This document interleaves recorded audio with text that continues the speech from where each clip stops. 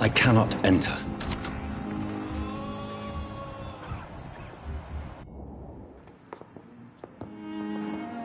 Good evening, Doctor. How is my son doing? Have you heard rumors of blackmail going on in this hospital? Dr. Reed, are you trying to take advantage of me? Of course not, Mrs. Goswick. I'm just curious. Well, go be curious somewhere else, please.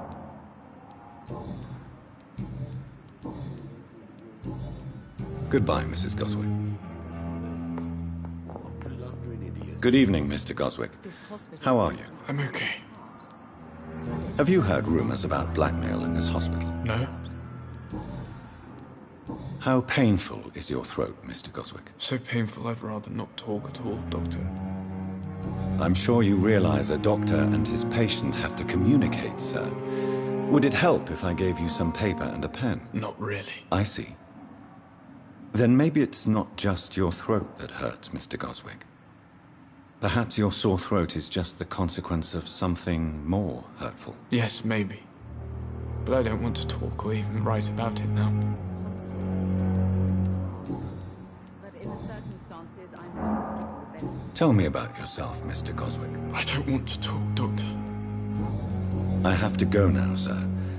But don't hesitate to contact me if you need any help. Good evening, sir.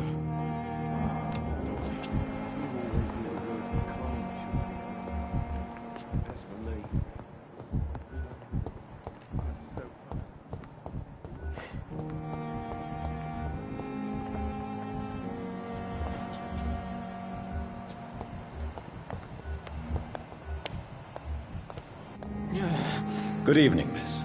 I'm Dr. Reed, the new surgeon at the Pembroke Hospital. And who are you? Your name has no meaning to me, mortal. You're nothing but dust blown by the winds of eternity. I beg your pardon. What are you begging for, mortal? My clemency? Well, tonight maybe I'm inclined to mercy. You'll never forget the night you met Thelma Howcroft. You keep calling me mortal. Why is that? And if I'm mortal, what are you? Well, Dr. Reed, if you must know, I'm a vampire.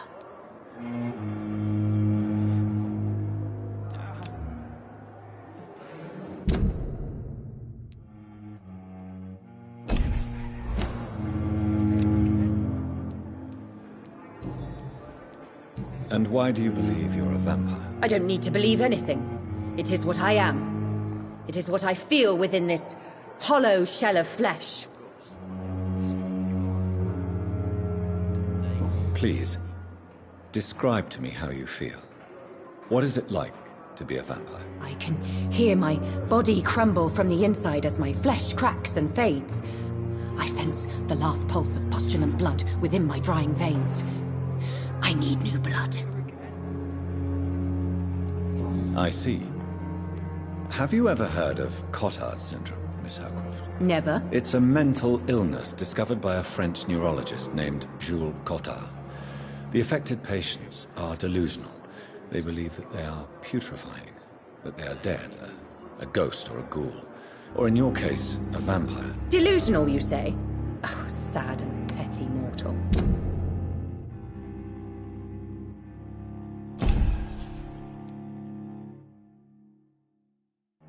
You can't even begin to understand the concept of immortality.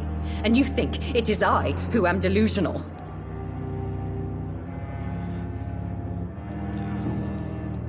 I'm assuming you must be a patient here. Am I right, Miss Howcroft? It's only a cover. To hide from my enemies. I can leave whenever I want. As a woman, a spirit, fog, or bat.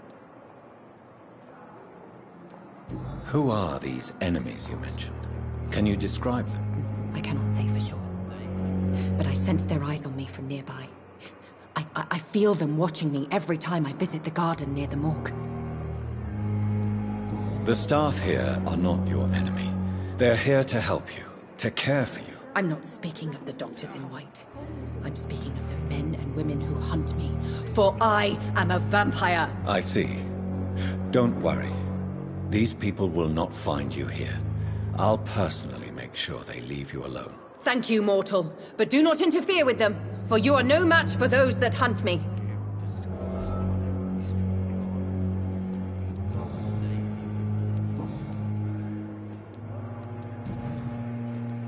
Who are you really, Miss Howcroft? I mean, apart from being a vampire. Is that not enough for you, puny mortal? What do you require? Proof of my powers? I'm curious to know who you were before becoming a vampire. It was such a long time ago, I don't remember. Centuries of unholy life can have strange effects on one's minds, you see? I'll leave you, Mistress of the Dark, to your nocturnal activities.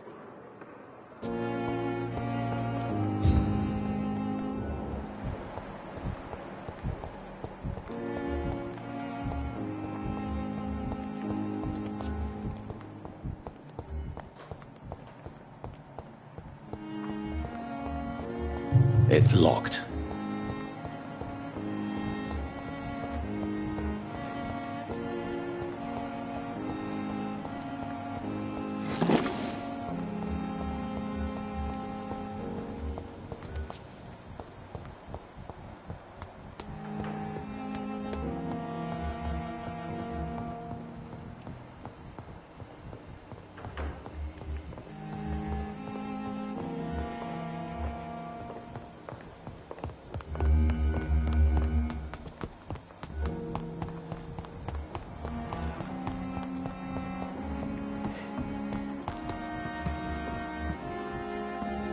Good evening, Nurse Brannigan. Good evening, Doctor.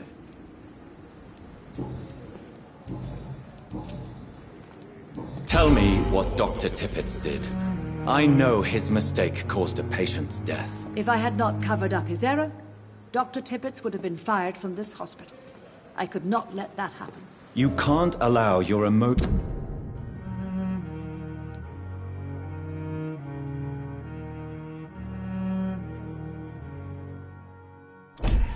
to dictate your conduct concerning patients, Nurse Brannigan. Look around you, Dr. Reed.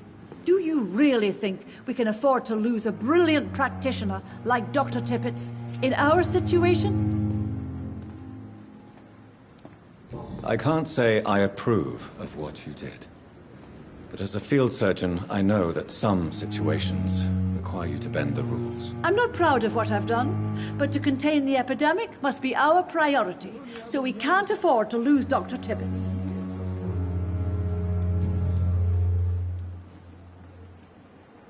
I've decided that I won't reveal Dr. Tippett's, shall we say, misdemeanor. I'm so glad you share my point of view. Dr. Tippett's is a brilliant practitioner. We most definitely need his know-how. I hope you're right.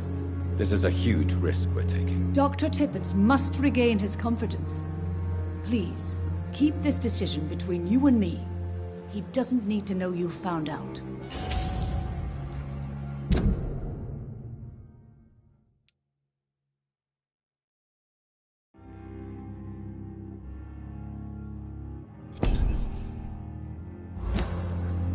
Goodbye, nurse. Call me if you need assistance.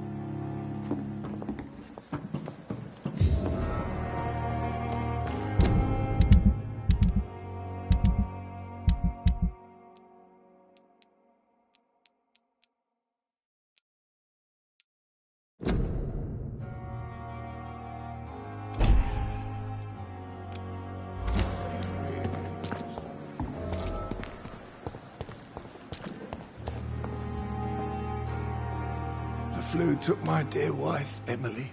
I take comfort knowing we'll soon be together again. Mr. Rainfield, that's no way to talk.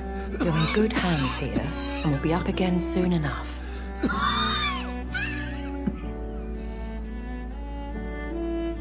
Now do me a kindness and get some sleep. I'll be back round later. Your words are kind, the blessings of an angel. You're the sweet, sweet Lady of Mercy.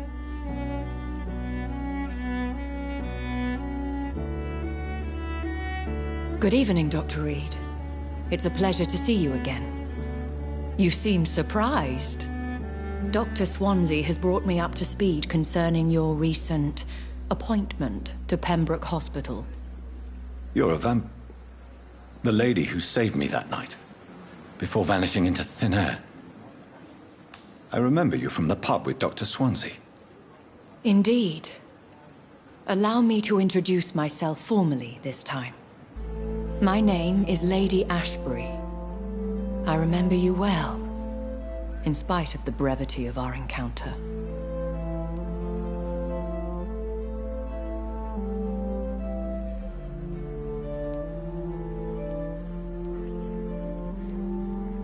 Apologies. You've taken me by surprise. I'm very happy to see you. The pleasure is mine, Doctor. I hope you're more disposed to answer my questions now. You must have countless questions, but our rather urgent matter first. Swansea has explained. My cover, if you prefer, has been compromised. Pardon my boldness, Your Ladyship, but I have questions concerning this condition we share. As a newborn, your hunger for answers is rivaled only by your thirst for blood. But the questions need wait. I'm a scientist. My trade is in the deciphering of mysteries, and I need information to feed my mind. I will gladly answer every question you have, but first, prove yourself capable of resolving my predicament without eating the culprit. Have any of the patients given you trouble? These poor souls have so little left to live for. I do my best to ease their pain. The world would be a better place if it were cared for by women like you. You make me blush. I am simply a necessary evil. Dr. Swansea has commissioned me to be your agent in this matter. You could start by explaining what's amiss. These past insufferable weeks, I've been the victim of extortion. I've made a first payment, but the blackmailer grows greedy. I must refuse his most recent demands. Who would be so foolish as to threaten you? A kindred spirit. Even if it were the case, and I highly doubt it, a vampire would have asked for something more valuable than money. My suspicions lean toward a patient, or their family. If we're dealing with an ordinary criminal, surely you've the means to deal with it yourself, if I may. As immortal tradition doth dictate, all fangs and hypnotic eyes ablaze, the blood would run like a river. That's what I hope to avoid. Violence has a tendency to spiral out of control. What are your expectations? Please be precise. As the newly appointed surgeon of this hospital, you are in an excellent position to ask innocent questions and deftly learn the identity of my blackmailer. Please continue. Every detail is essential. I'm your man. My embarrassment in this matter is eclipsed only by my shame at having put the hospital at risk. The threat from our anonymous scoundrel is clear. A list of dates. My visits coinciding with the dates of suspicious patient deaths due to massive blood loss. I'll take care of it. Do you know where I should start? If that was the case, I'd settle the matter myself. You could talk to our local gossip, Harriet Jones. Not a pin drops here without her hearing about it. I'll meet that woman now. My life, as others know, is in your hands, Dr. Reed. I'm sure of your discretion, but I do fear your powers of persuasion will be put to the test. When this is resolved, I'll be your obligé. I'll answer all questions in regards of your condition.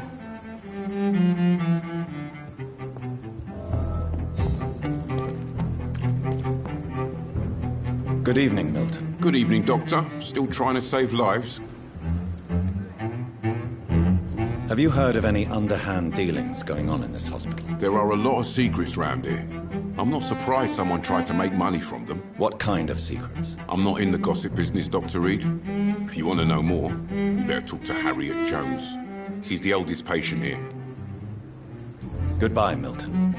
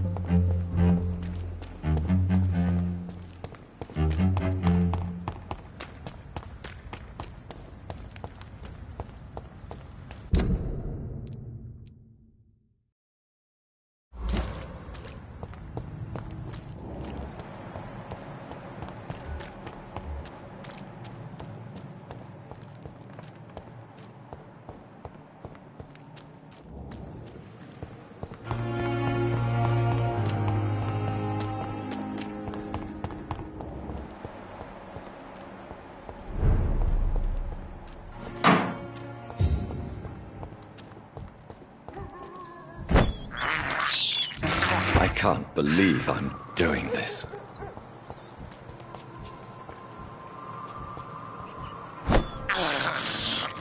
This is despicable.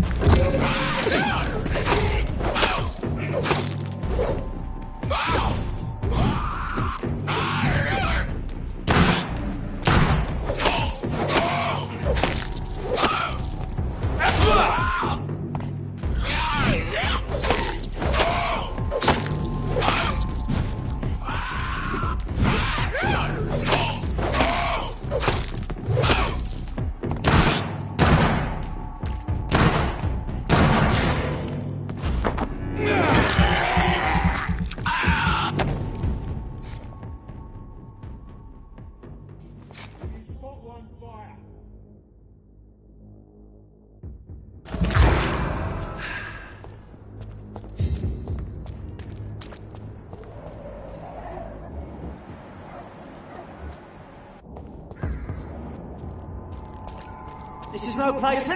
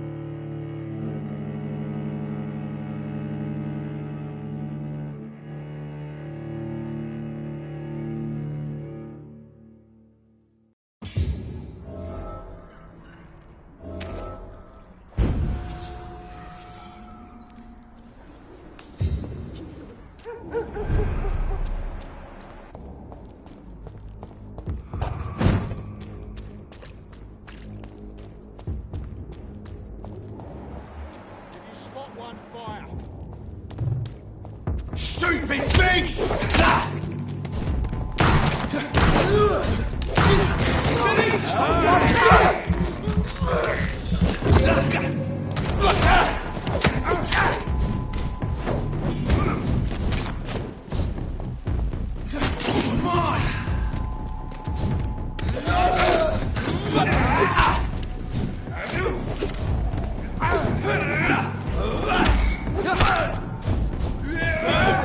That's what you do with leeches.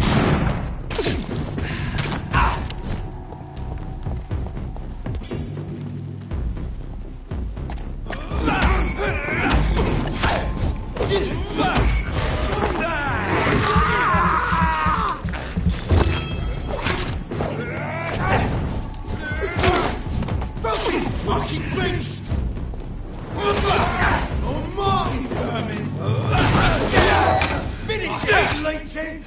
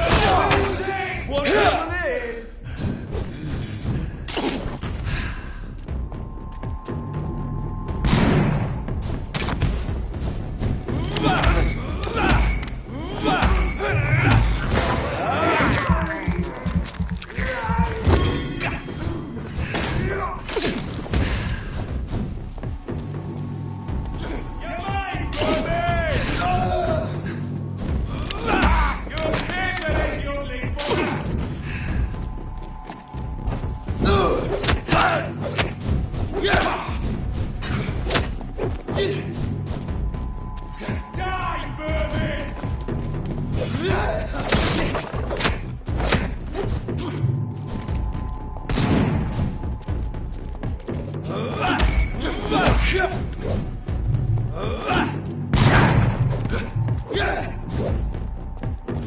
send you back in a fucking grave!